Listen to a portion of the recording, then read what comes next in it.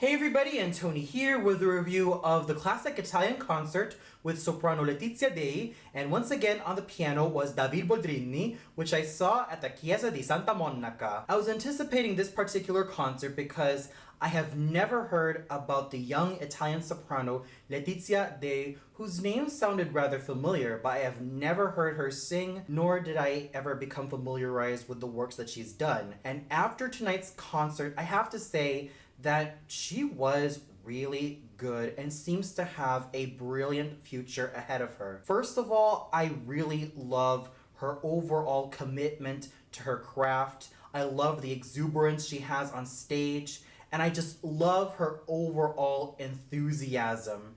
She was like a radiant star, shining so brightly with that fine lyric soprano voice and her awesome stage presence. She managed to have me eating right at the palm of her hand. Even though I found her singing to be quite good, there are times I found her voice to be a little bit on the sharp side, especially when she emitted certain notes. Some of them sounded rather sharp, and there were some passages that she could have thinned out a little bit more. But despite a few minor setbacks, I still have to say that Miss Day's performance as a soloist was wonderful.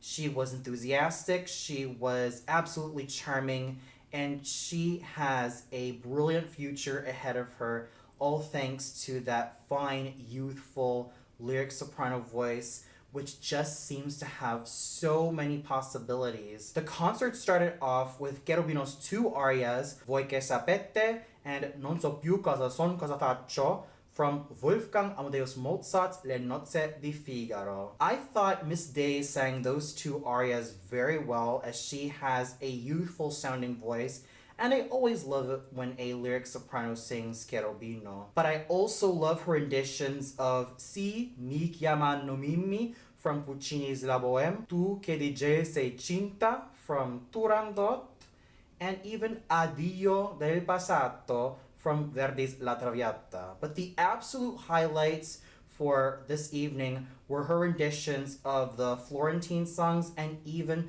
some Italian favorites like O Sole Mio, Torna Sorrento, and even this Neapolitan song, Ite Vuria Vasa.